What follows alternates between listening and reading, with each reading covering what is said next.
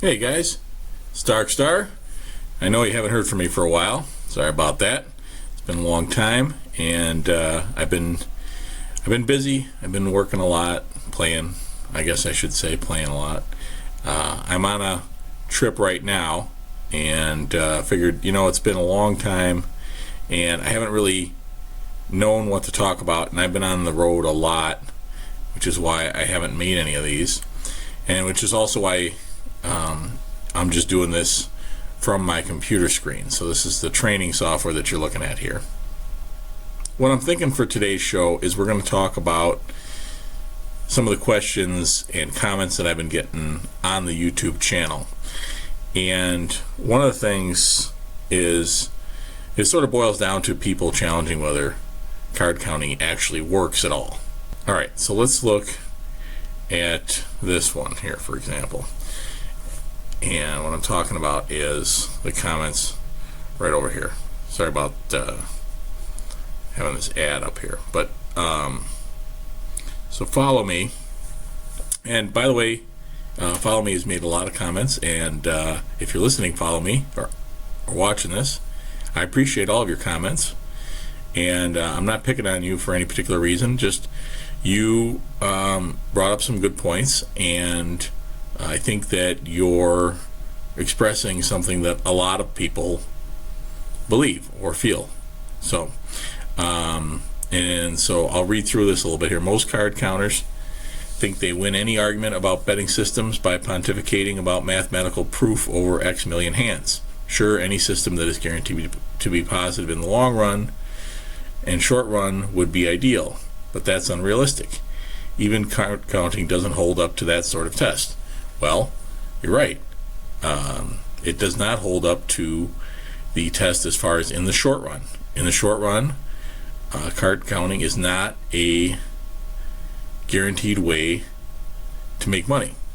It is a guaranteed way to make money in the long run. Okay?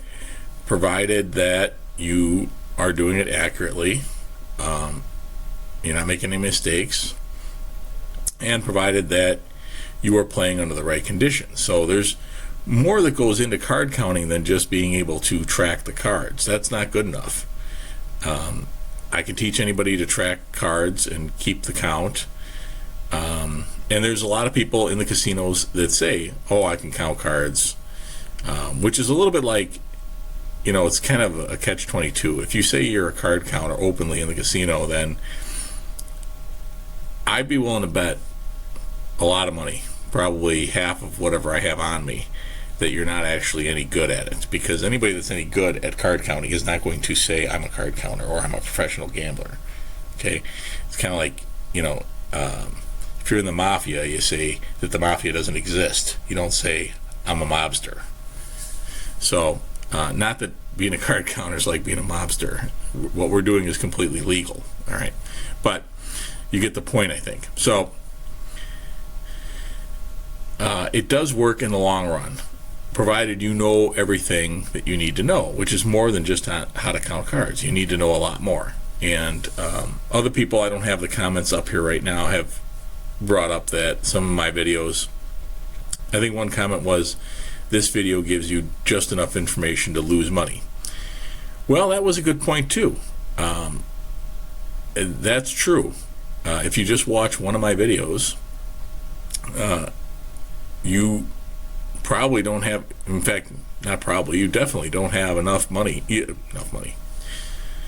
definitely don't have enough information to do this properly, and you will probably lose money.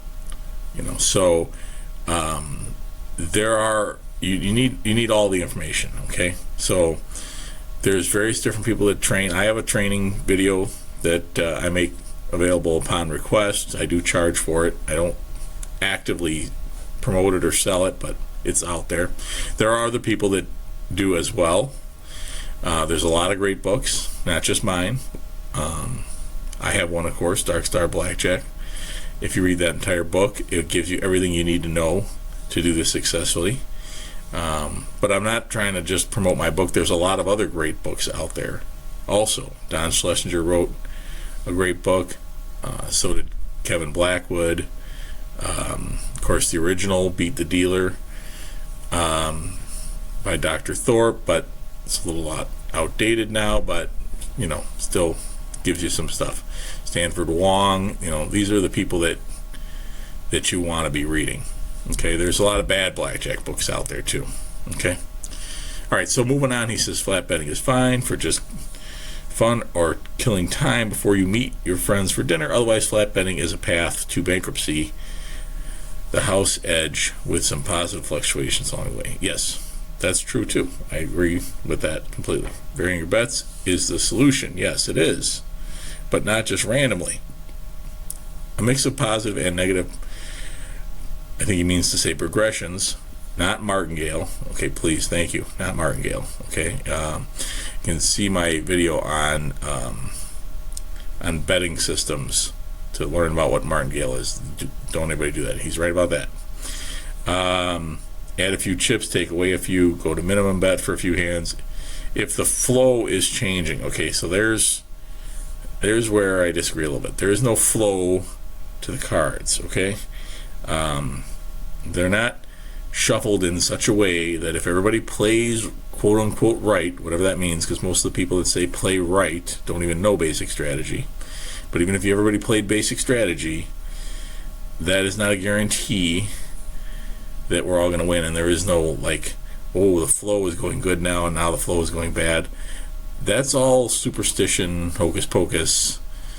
It's a little thing called confirmation bias. Okay, whatever you believe, you'll tend to see that happening. And every time you see something that disproves it, you will conveniently not notice that. Okay, and he says, nope, I don't have a guaranteed betting strategy.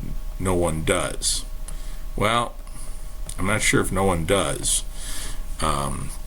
Betting, according to the count, is a guaranteed betting strategy. Okay, in the long run. Anyway, not in the short run. No, you can definitely lose in the short run. But combining a few with some safeguards has worked for me over a 20-year period. Net wins. Not millions of dollars, but well above break even. Sure, I've had losing sessions and losing days, but in the aggregate, it works for me, and I have fun playing, and the casinos love the action.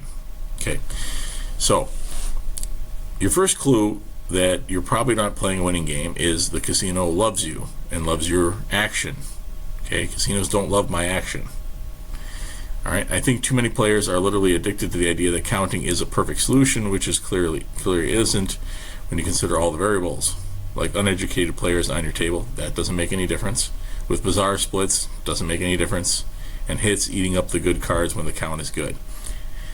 Well, sure that happens, but they also do. If they're not good players, if they're doing dumb stuff, they're eating up the bad cards too when the count is bad. So, and bankroll requirements and the expected fluctuations. Play good, consistent basic strategy, and sometimes play negative progression, and sometimes positive with only 4 levels in either direction. Works for me. Okay, well, follow me. If it's possible that you are ahead right now, following that system over 20 years, it's possible. I would say that you are unbelievably lucky if you are ahead at all. I'm not calling you a liar, but I do think that a lot of people, and this may not apply to you, but a lot of people think that they are winning gamblers, but they don't actually have any records to prove that. Did you write down every win, every loss? I have a spreadsheet that tracks exactly every win, every loss, and how much I paid for dinner and gasoline and airfare and all the rest of that to know whether I'm winning or losing. Okay, I take my expenses into consideration. I'm sure that you are not considering that unless everything is comped. So what I'm saying is that maybe you're up a little tiny bit. I don't know, but I would not believe that unless you tell me that you have kept meticulous records and know that for sure. And again, I'm not saying that you're lying. I'm saying that you are misremembering some of the losses. You've conveniently forgotten some of the big losses that you've had. Not conveniently necessarily, but you know what I mean. You've forgotten them. You've blocked them out. That's what I think. It's my opinion. Maybe I'm wrong. I don't know. I don't know you. I've never seen you play, as far as I know.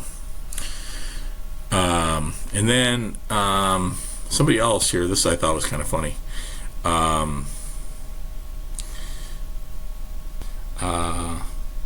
Yeah, here. Again, I'm not trying to pick on anybody. But AC3 Reed says, follow me, I've been a dealer and player for a couple years, and your explanation is I should say, is by far the most spot on. There is not bulletproof way to beat the game. However, there are some ways to diversify your win-loss with positive and negative progression. Okay. And then he says he's worked his way up to pit boss, and I can see how the cards are flowing, so know that factor. You should adjust your progression bets according to my stay ahead of the game. Well, anyway, sorry, I'm AC3. Maybe proofread this a little bit. I'm sorry, I'm having a hard time reading this. But anyway, his point is that he agrees with what Follow Me was saying. So he doesn't think that card counting works, and he says that he is a pit boss. So I replied, hey, great, if you're a pit boss, if you are now a pit boss who believes that card counting doesn't work, perhaps you'll let me play in your pit. Let me know where you work and which pit and shift you work, and I'll camp there 8 hours a day. Sound fair? So, hey, if he doesn't think it works, then he should welcome my action. I'll come there and play. And if I can play at his casino in his pit, and they don't care, maybe I'll even get a player's card, which I never do anymore. But I'll go ahead and take the comps if they like that action. Then wow, that'll just be even extra EV for me. I would love that. He hasn't replied yet, so AC3, if you're out there, the offer still stands. Let me know. I'll come check your casino out, and according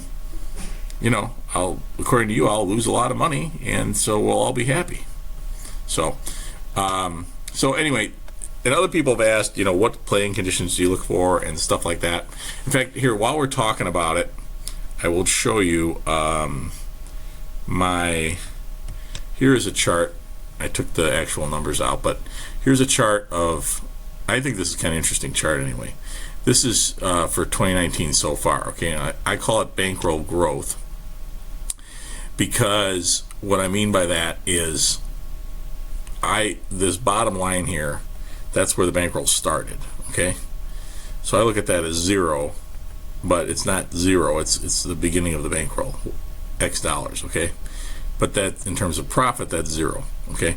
So I started off the year in January, and I lost a little bit. See, I went below the zero line there, so I was negative. The blue line is my actual results. The red line is what the math, my expected value is. And this is bankroll growth. So in other words, if I should make $100 or $1,000 or whatever this is, and then another $1,000 and so on and so forth. So it should go a steady climb. Now, obviously, just like the stock market, you would never have results like this. Okay, this red line is kind of what Bernie Madoff's, if you're familiar with that con, that's what his results looked like. It was like a straight line like this, always going up, almost never going down. Okay, that's what his looked like. Okay, and that would never happen with anything. But that's the math. Okay, the math says that you should have this growth here, because you always have expected positive value. So what I do is I put in how many hours I played and what the EV or expected profit is, expected value is for that play, and then it automatically calculates it and puts it along this chart. Okay, and then the blue line is I put in my actual results, and so sometimes I lose, like I start off losing. Sometimes, like here, it was pretty much break even. I guess I lost a little bit, and then so on and so forth. And then I had a big run, as you can see. Okay, I had a couple of really good trips, and just put a huge distance between me and this red line.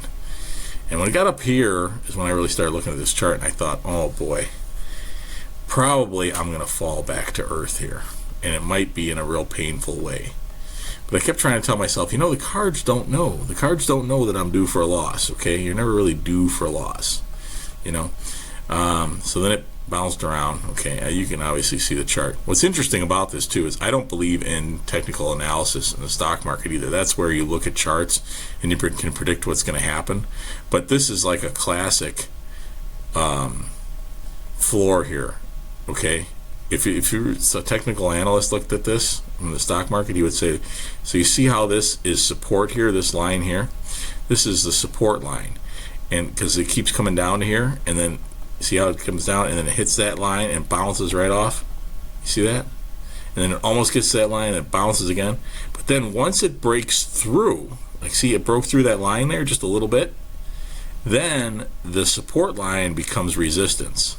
So right here, when it dropped to here, a technical analyst would predict that it's not going to get back above this line. And so far, that technical analyst would be right, because like it hit there, it came down here, and it came down here, and then it stayed below. And then look at this. Look how close I got right back to that line, and just like a technical analyst would predict, bounce right back down. Now, I don't believe in technical analysis of any kind of chart of stock market, let alone blackjack. It might work a little bit in the stock market just because of it's sort of a self-fulfilling prophecy, because if people believe that the technical analysis is true, then they'll trade that way.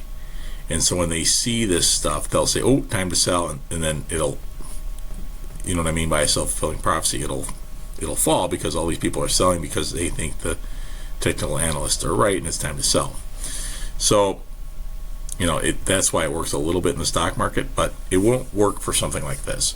What does work is that this red line is the real support line or floor. In other words, no matter how well I do, or this could have been flipped around, I could have been down here, the results are always going to get back to the red line that predicts it, okay? And this is evidence of how good the math is and how well card counting works, okay? If this had continued to go up and up and up and up and up, leaving this red line far behind, well, we'd say, well, we're just lucky, and how come it's not coming back to here? Or if it, kept plunging down here, you might start to question the math. But you see how, like, unbelievably, it makes it right back to the red line and stays there. And the longer this goes on, the more and more hours I play, the closer to the red line this is going to be. So when I'm doing badly, when I started having this decline here, because that's a pretty good fall down to here, okay? The only thing I could do to stop the bleeding is to just play more and more hours. And that's why you see how this red line like jumped up here more than normal, and then here again. That's because I'm putting in a lot more hours, because I know that win or lose, if I can play more hours, I can get the red line to go higher, and if the red line goes higher, it will drag the blue line up with it, okay? So if you want to make more money, just like anything else in life, you just work harder, okay? It actually works. You just work harder.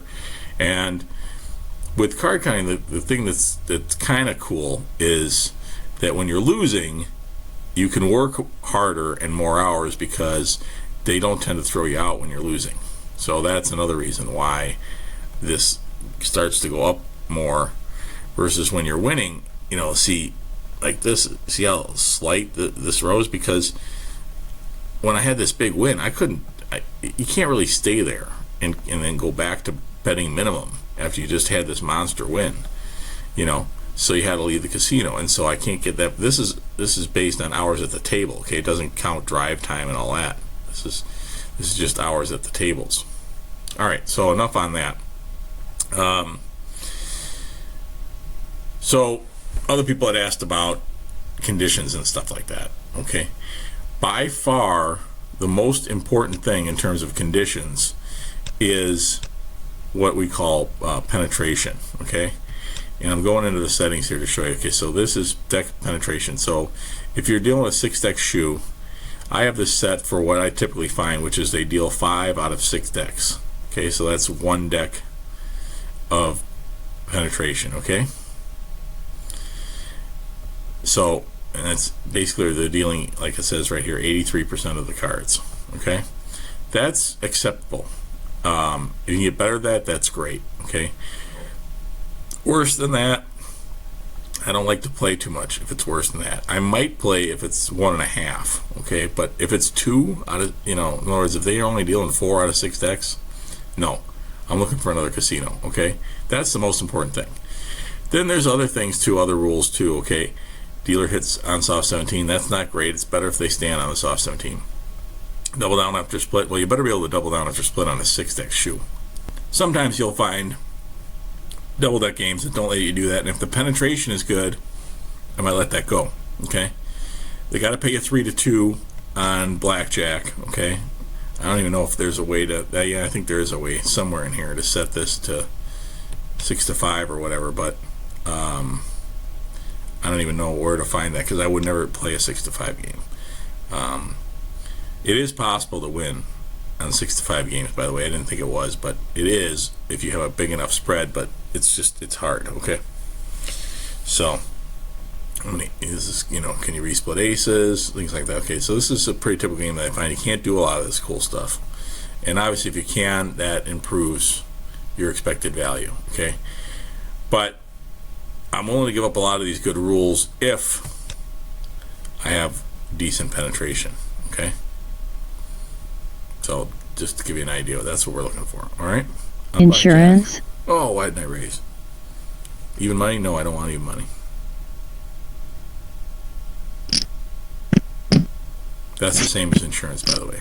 Even money, insurance is the same thing. Okay, people are going to try to tell you it's not, but if you make the insurance bet, no matter whether the dealer has blackjack, if you have blackjack and you make the insurance bet, no matter whether the dealer has blackjack or not, it would be the same results as if you said even money. Okay, so I'll let you guys think about that.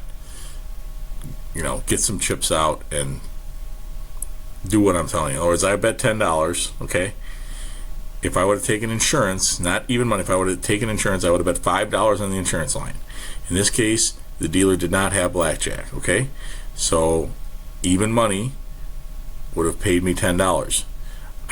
If I bet the insurance, I would have lost the insurance bet, so that's -5, and then I would get paid 15 on my blackjack. 15 minus 5 is 10, so that's the same as taking even money. See? Okay.